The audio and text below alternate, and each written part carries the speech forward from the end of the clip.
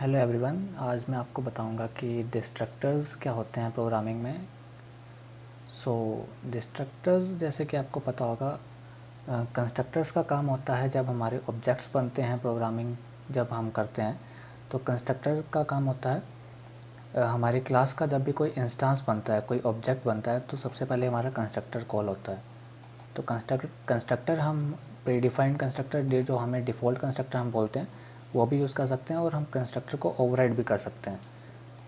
तो कंस्ट्रक्टर हमने, जैसे मान लो हमारा ये पर्सन क्लास है, पर्सन क्लास का ऑब्जेक्ट बनाने के लिए हमने पर्सन क्लास का नाम लिखा, रेफरेंस वेरिएबल का नाम लिखा, इक्वल टू न्यू जो है यहाँ पे कीवर्ड है जो कि मेमोरी एलोकेट करता है।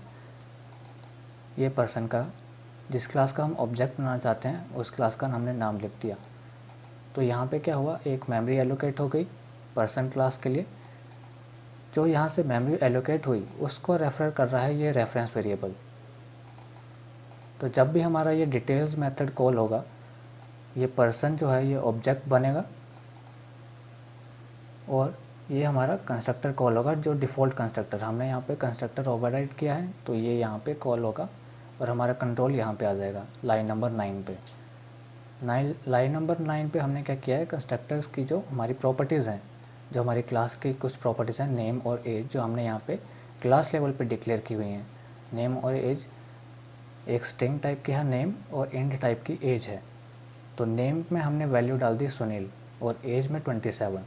और कंसोल, हमने कंसोल पे राइट लाइन लिखा है, कंसोल क्लास का right line object, right line method call किया है। इसमें हमने कंस्ट्रक्टर प्रिंट करवाया। ये हमने बस डिबगिंग के लिए इसलिए लिखा है कि हम आउटपुट देख सकेंगे कब कंस्ट्रक्टर कॉल हो रहा है, कब डिस्ट्रक्टर कॉल हो रहा है। तो जब यहाँ से कंस्ट्रक्टर कॉल हुआ तो कंट्रोल यहाँ पे आ गया कंस्ट्रक्टर में, और ये लाइंस एग्जीक्यूट हो गई। तो एंट्री पॉइंट जो होता है हमारा प्रोग्राम का, वो मेन मेथड होता है, सबको पता होगा।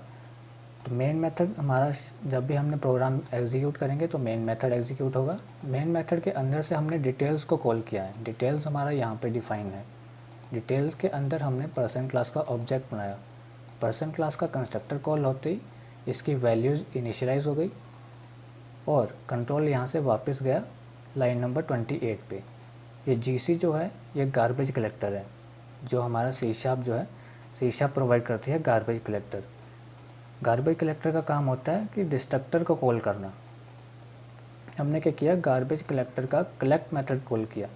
कलेक्ट मेथड हमने मैनुअली कॉल किया है, बाय डिफ़ॉल्ट सी शार्प इसको ऑटोमेटिकली कॉल कर देता है जब भी हमारा कोई भी ऑब्जेक्ट रिक्वायर्ड नहीं होता है या फिर आउट ऑफ स्कोप जाता है। हमने यहाँ पे कलेक्ट मेथड कॉल किया, तो कलेक्ट मेथड क्या करेगा, इस क्लास का डिस्ट्रक्टर मेथड को कॉल करेगा। तो इस क्लास का डिस्ट्रक्टर मेथड है ये हमने यहाँ पे डिफ़ाइन किया हुआ है। ये हम यहाँ पे डिफ़ाइन अगर ना भी करें तो भी डिस्ट्रक्टर ऑटोमेटिकली कॉल हो जाता है।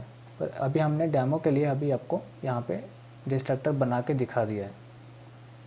डिस्ट्रक्टर का सिंटैक्स सेम है जैसे हम कंस्ट्रक्टर बनाते हैं, एक्सेप्ट यहाँ पे ये टिल्ड सिंबल हम यूज़ करते हैं। यहाँ पे हमने कंस्ट्रक्टर कॉल किया था, यहाँ पे हमने डिस्ट्रक्टर गार्बेज कलेक्टर का कलेक्ट मेथड कॉल किया और यहाँ पे डिस्ट्रक्टर ऑटोमेटिकली कॉल हो गया है। तो हम इसको एक बार रन करके देख लेते हैं। आप ये आउटपुट देखोगे, सबसे पहले constructor console dot right line जो हमने यहाँ पे लगाया था लाइन नंबर 13 पे, ये कंस्ट्रक्टर उसका प्रिंट हो गया। और फिर हमने जीसी डॉट कलेक्ट कॉल किया था। जीसी डॉट कलेक्ट कॉल करने पे लाइन 20th पे हमने destructor console dot right line destructor print करवाया था, तो ये हमारा डिस्ट्रक्टर प्रिंट हो गया। अब ये क्यों हुआ, क्योंकि जब हमने मेन मेथड से डिटेल्स को कॉल किया तो डिटेल्स के अंदर हमने एक पर्सन क्लास का ऑब्जेक्ट बनाया। अब जब इस ब्लॉक से इस मेथड के बाहर हमारा कंट्रोल गया तो इस पर्सन क्लास की पर्सन ऑब्जेक्ट का स्कोप ख़त्म हो गया, क्योंकि ये इस ब्लॉक के अंदर ही इसकी स्कोप थी।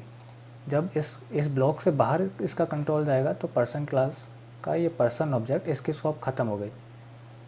तो जैसे ही हमने जीसी डॉट कलेक्ट कॉल किया तो गार्बेज कलेक्टर ने देखा कि इस क्लास के कौन कौन से ऑब्जेक्ट हैं जिनकी स्कोप ख़त्म हो चुकी है या फिर जो रिक्वायर्ड नहीं है। तो ये वाला ऑब्जेक्ट मिला हमें और डिस्ट्रक्टर ने इस ऑब्जेक्ट को डिस्ट्रक्ट कर दिया। आई होप आपको समझ आया होगा।